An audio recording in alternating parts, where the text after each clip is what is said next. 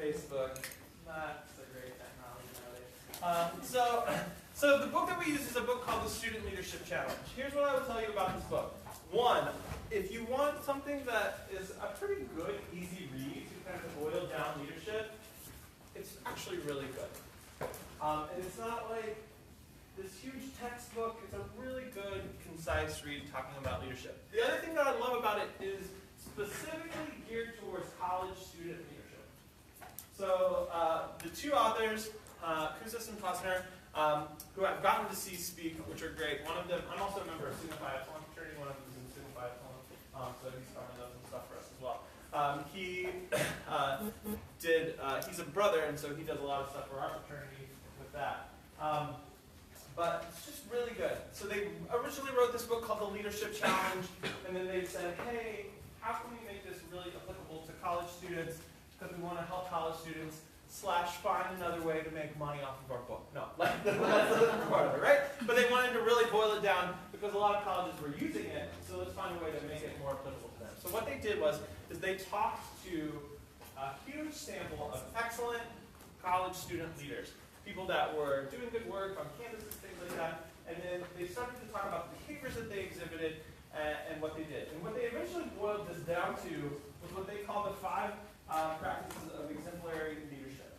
And so there are 5 practices of exemplary leadership, and the quiz that you took is kind of your own self-examination on those practices. So we're going to talk about that, and I did it so that you could, because we're all human, like we're going to take the quiz first before you know what they are, before I tell you what they are, and then you can bias yourself towards answering questions to the one you want to be.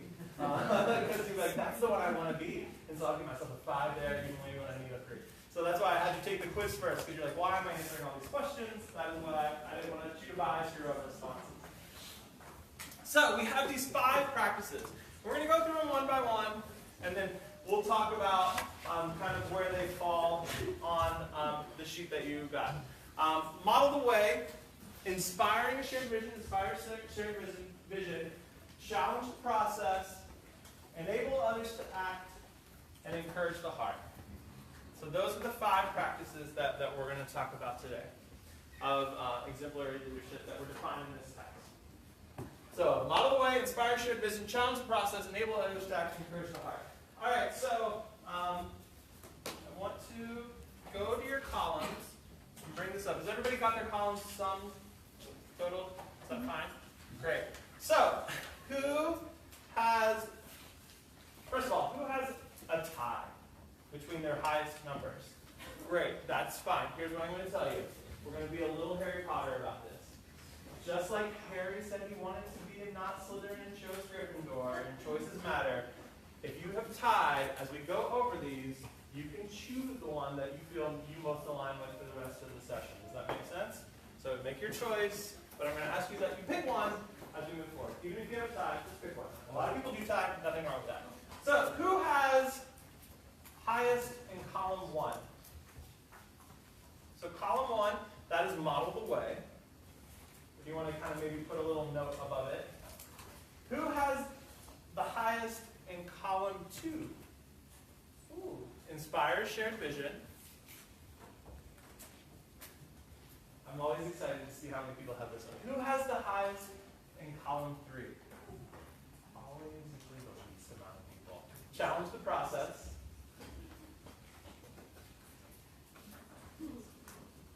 Who has the highest in column 4? Enabled others to act. Who has the highest in column 5? Encourage the heart. I'm at I used to be a number 5, and then I became cynical, and now I'm I used to be like, oh, okay, go everyone. Now I'm like, listen, I need you to do what you're going to do. So, as we go through these, so those of you that have ties, we're going to go through each one of these. And those of you that have ties, make sure you're kind of listening, and then you can figure out which one you want to kind of identify with for the rest of the practice. Does that make sense? We all on board? Everybody at the same space? If not, totally fine.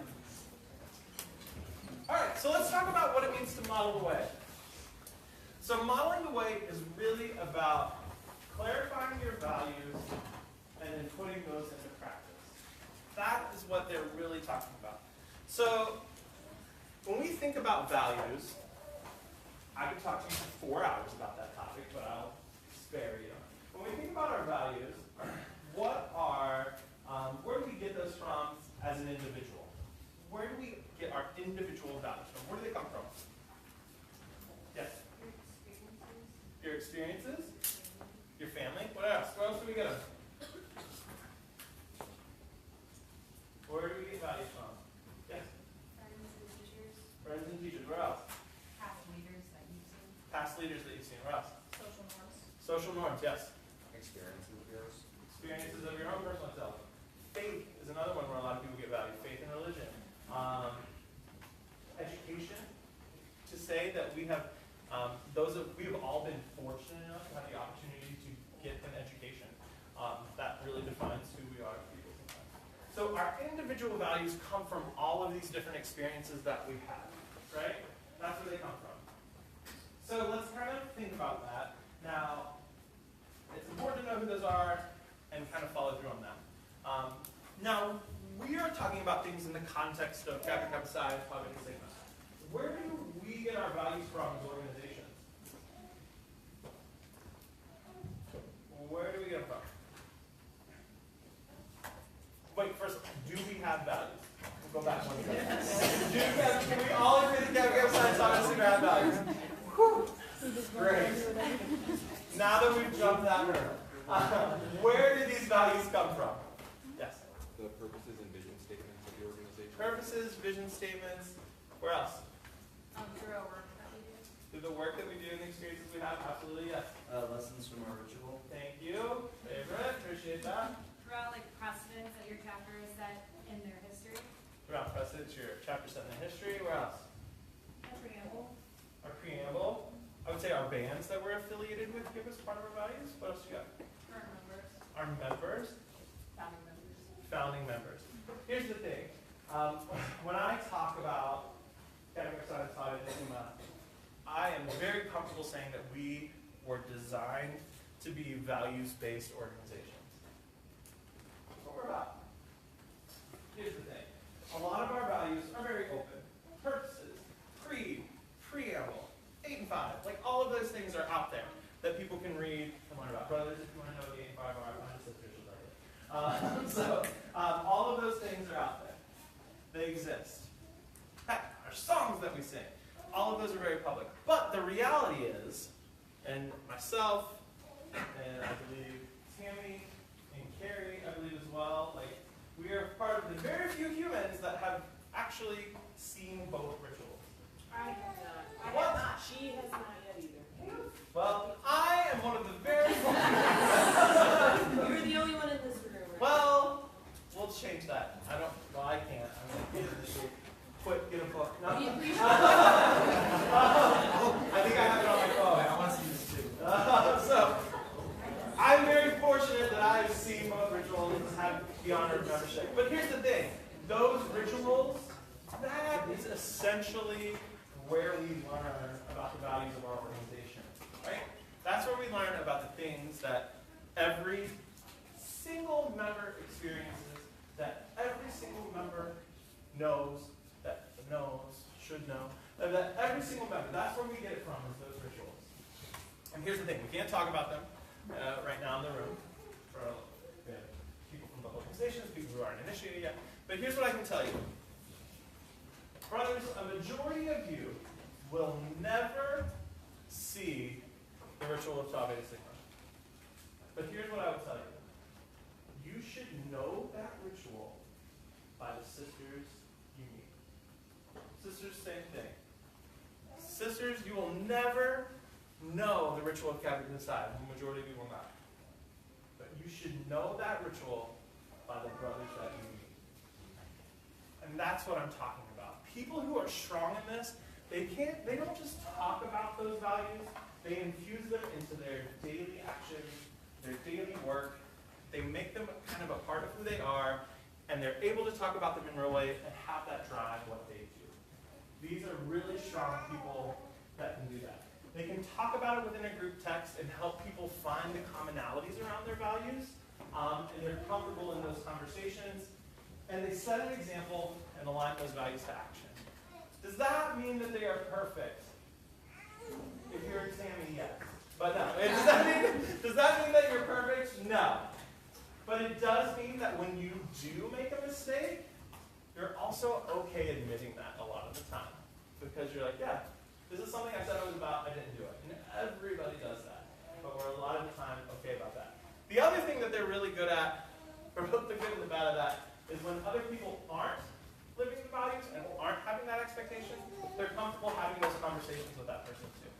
So that's a little bit about model the way and the people who align with that. Questions about that one? Great. Inspiring a shared vision. Who are my people in this one?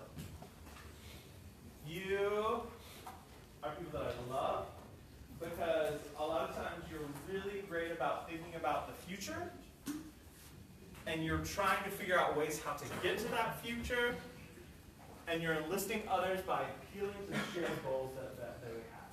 So what you are really good at is those brainstorming type sessions, thinking about a problem, coming up with a solution, and starting to make the plans to get everybody towards the solution.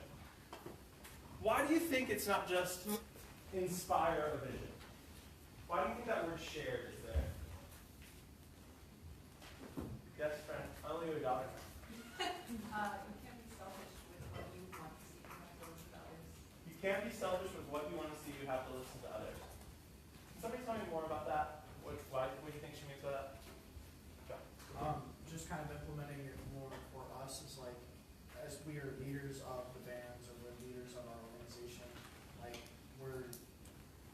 our goals are supposed to be in line with our bands and whatnot, so we should be able to have more of a generic or like a general idea of what everybody else wants, Right. and be able to use that all into one that can help push the organization or the agenda forward. That's great. That's perfect. What else we got? Why is the word shared there? Yeah. Because leadership by its very nature is a collaborative thing. You can't lead by yourself. You can't act within a void. So you have to find a way to make sure it's common between everyone, and you serve as like a nexus and a connecting point to help bring them together and synthesize something for everyone. Absolutely. Thank you. Leadership doesn't happen alone. You have to have other people involved. There were other hands. Did you have a hand? Good. You're like, he's good. What you got? All of us like that are in leadership positions were elected to be the voice of all the people that like chose us Yeah. most of the time. And so because of that, we need to take into consideration what they're wanting, what their feelings are. Yeah. Listen, if you are in this business to just put forward your agenda, you're in the wrong business. We're an organization that's about service and about work for others and work for a very specific entity on our campus, things like that. All of the work that we do is with other human beings and other organizations and other folks. And if we want people to buy in, we have to create a shared vision. Because if people believe in your vision, what typically happens? What's a kind of a byproduct of believing in what you're doing? So, You get help from other people. you get help from other people. Why do they want to do that? They believe in it too. Because they believe in it too, and they have some sense of motivation. They have some sense of internal motivation. If you're doing something that you believe in and somebody has fostered that within you and gotten that feedback, you're more likely to do those things because you actually genuinely believe in it, and it's an internal motivation piece. People who are really good at this are so amazingly important to an organization. All of these are. But people who can help a group come together and create a goal that they believe in is fantastic. Why can't we elect these people to Congress? No, so, like, you can't get along like one thing. Like, so we have to have people that have the ability to think about the future, not only for themselves, but help others think about that future and start to move forward about that. So that is what this one is about. What do you think the criticism of these people are? They don't include everybody's vision. sometimes they don't include everyone yet. Well, that's hard in our group. Sometimes we have to make decisions and it's majority rules. That's a lot of the work that we have to do. What else? They don't have their own ideas. They don't have their own ideas, I get that, yeah. Too focused on the future and not really focused on the present. Yeah, they don't do anything. Like, what do they do? Like, you know, they're constantly thinking about that. So those are the things that sometimes these people face down. All right. Challenge the process. Where are my people that had their hand raised for that? I love you all.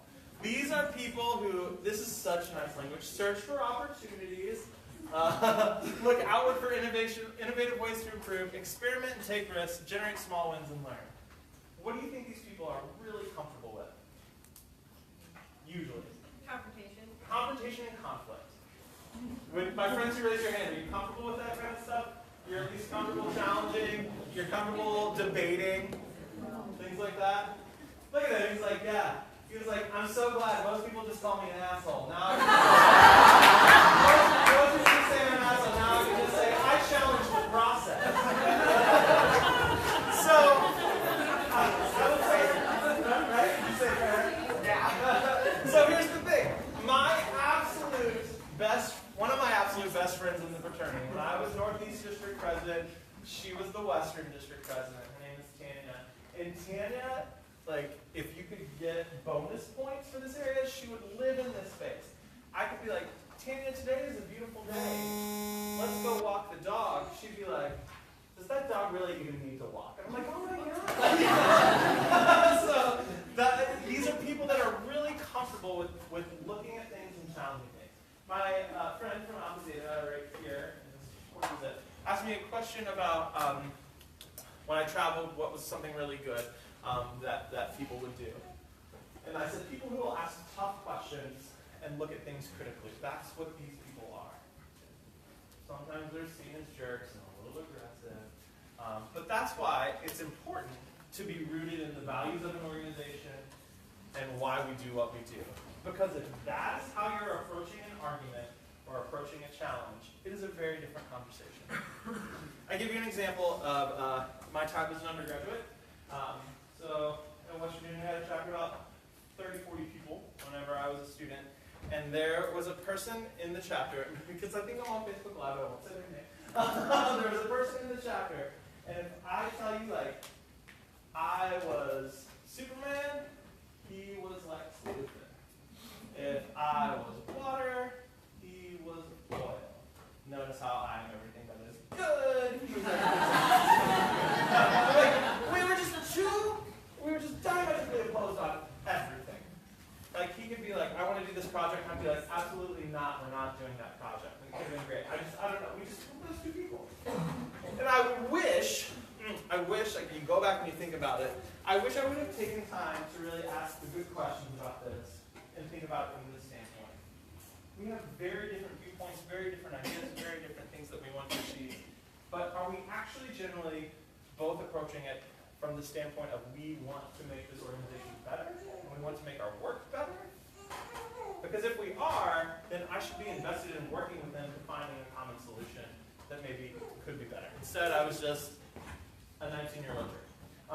So I think these are these people that are really comfortable with this. Why are these people important? Why are they important to have in a group or a team setting? You can't change doing the same thing over and over again. Not grow or change doing the same thing over and over again. What you got for me? Conflict is good. Conflict Plant the is good. flag. And it's not all conflict. You can't have people infighting against different things, like you said, when it's created within the context of a shared set of values and vision. Conflict is good. I'm in a leadership class right now, and one of the things we focused on was a book that called Five Temptations of the CEO. Yeah. One of the biggest challenges that was identified in that was the pull between seeking harmony over conflict. Right. Because when you're trying to make sure everything's harmonious and works the same and everything works well, you're not going to go anywhere. You're working to maintain the status quo of it. And when you have people who can come in and bring in that productive conflict, the kind that challenges what's currently going on and and ask, where can we go from here? How can we improve? Framed within the context of the shared vision and values, then you're able to actually grow as an organization. Absolutely. Here's the thing. I say this as somebody who used to be pretty conflict adverse. I was pretty conflict adverse, and I wanted everybody to get along and have harmony and things like that, which I still do. But here's the thing I've learned about conflict. Not only is it okay, a lot of times it's necessary to move things forward. Because it takes somebody who is willing to use that voice to challenge the status quo to begin to move things forward. I think about this specifically within the context of poor behaviors like hazing. That's when I think about it. All it takes is somebody who's like, why the hell are we doing this? It's dumb. And is there a better way to achieve what we're trying to achieve? Is there a better way to bond people, to get people excited about their membership experience than what we're doing? You know? I think about it a lot of times in terms of just really stupid traditions that everybody hates or practices that you keep doing just because that's what you do, but you know nobody likes it, but nobody's willing to get up and challenge that process and say, is there a better way to do this? Those are the people we need. But the thing is, it has to be rooted in what you want to achieve, your goals, your why, your values. Then it comes from a different place. People who just fight to fight, get out of here, I don't need you. Just people who cause problems to cause problems, get out of here, I don't need you. That's always going to exist because we're in organizations and people are people, right? But the place where I think about this most, where I saw it probably the most, was my time on the National Council. And the fact that I could sit in a room with 6 to 10 of my brothers and debate topics intensely, or talk about what we wanted to achieve, or even with the topic of Sigma National Council, when Dawn would bring her folks over, and we would have these conversations. And everybody in the room may have had different ways that they wanted to achieve, but we would come to consensus around what we were going to do. And then the moment we walked out of that room, we were still friends. Like, we were hanging out, having a good time. I was like, the meetings are over, let's go get dinner. You know, how's your kids? What's going on? Because we did within the context of that, and I also trusted those people so much to think that they were coming from a good place. And that's the other big part about this. You have to trust the people that you're with. And that's really hard to do sometimes. All right? It's good. We got over the hard one. Congratulations, you're not just assholes. But that's it. They get labeled so many other things. Enable others to act. Enable others to act. These are people that are comfortable with sharing power, and they facilitate relationships, and they strengthen others and develop confidence in them. So these are people that are really good at delegating, people that are really good at building team, and people who are really good at approaching it from this standpoint of this kind of idea of furthering the organization. Let me tell you why it's important to have these people. And this is like the pitfall of every student organization, I think. The reality of your life in a student organization is the maximum time that you will probably spend there on average is 4 years. Maybe some of you get a little victory lap, maybe some of you leave a little early transfer, go to a new school, graduate early, whatever that is. But the average time that somebody will maximum spend with an organization is 4 years. And if you are not enabling others to act and sharing power and leadership, when you leave, they are screwed. So people who hold on tight to everything and don't share those kinds of things and enable others to do work are such a detriment to your organization. So we need people who are good at this and people who are willing to invest in this kind of work. I supervise a team of 3 people right now, and one of the questions that I always ask them at the beginning of each year when we're kind of getting ready for the school year, I'm like, what do you want to do this year? Like, what's your goal? What do you want to achieve? What's one thing you would like to change? And they'll give me time to think about it, and they'll come back the next meeting. They're like, I really think I want to do X, Y, Z, or I want to build this, or I want to create this new program. I'm like, okay, let's do it. Because the reality is that these people need to gain skills, and they need to develop, and they need to be set up to do their next job. And that's what we need to be doing. Your new members need to be gaining skills on how to be active brothers, because unfortunately, we're very much in a light switch kind of a situation.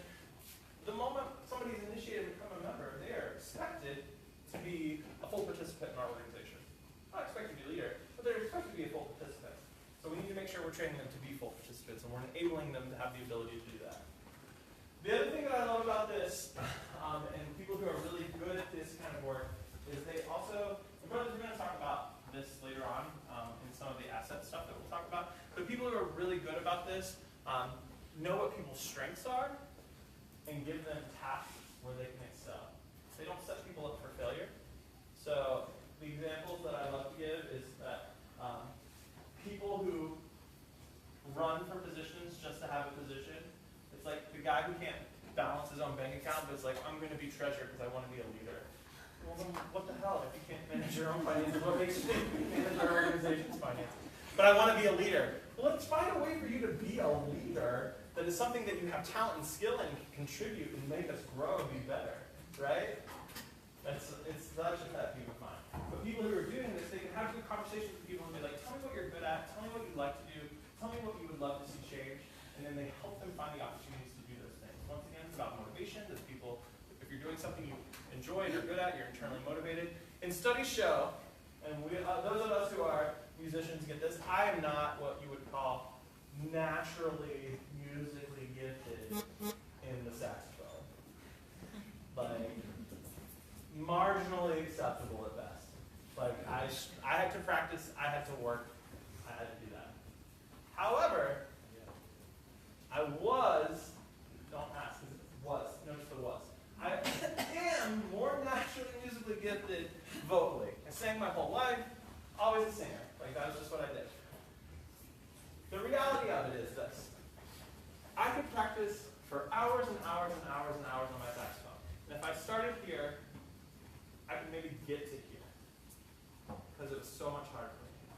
However, with singing, I could practice maybe half the time and get to here. Because I just had this natural skill and talent, and it was a strength of mine. So why aren't we doing the same thing? Setting people up for success. It doesn't mean we ignore what's hard. It doesn't mean we ignore our failures. But if we want people to do good work, let's put them in places where they can do good work more naturally, and they'll likely go farther and have more excitement about their job. So that's what these people do. Encourage the heart. Listen. Where am I encourage the heart, people? I hear you squeal. That's this still is me. Here's the thing. Just like we talked about our challenge to process people being labeled assholes. You know what you guys are labeled? Touchy-feely frou-frou people. Like, you guys are labeled. Yeah, and some of you are like, they are touchy-feely frou-frou people. No. But here's the thing. These people are important to organizations. Let me tell you why these people are important to organizations. Because when it is pouring rain and it is a miserable day and the rest of us want to throw in the towel, they're 9 times out of 10 the person who says, I'm glad you're here with me today. Thank you for the work you're doing. Or, come on guys, we can get this done.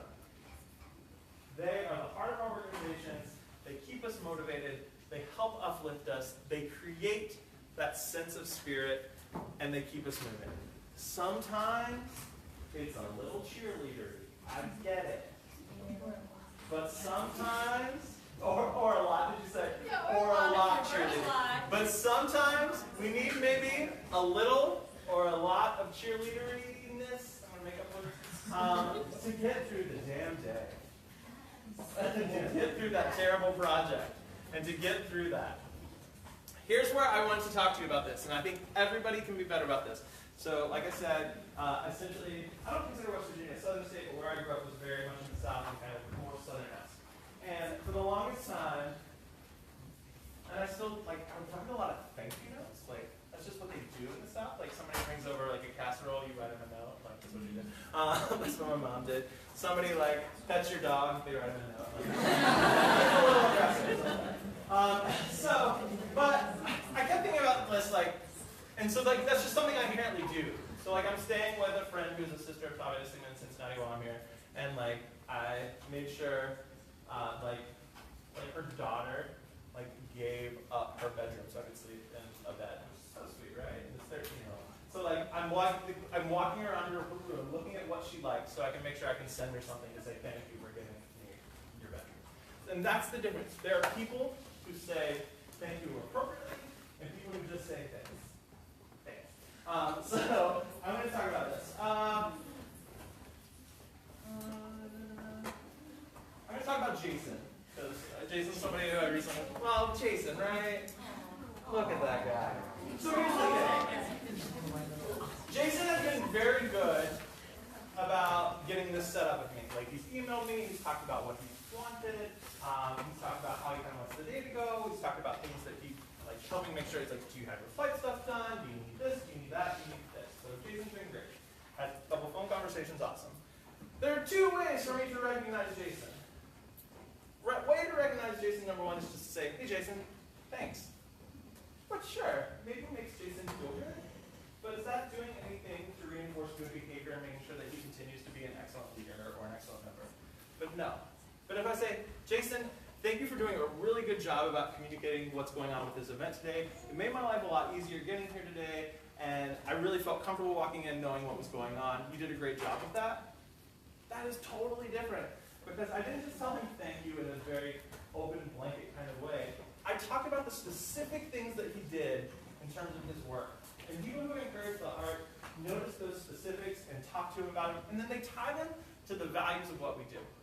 That's people who are truly excellent in this area. It's more than just a hug, it's more than just a rah-rah. It's specific, and it's talking about what you can do to really bolster people and encourage them to continue to be excellent members and leaders. That's the difference. Oh no, I don't know what that beat means. Does that make sense? Are we good on that? Alright, so those of you who have had ties, you need to think about how you want to break that tie right now. So whichever one you want to think about.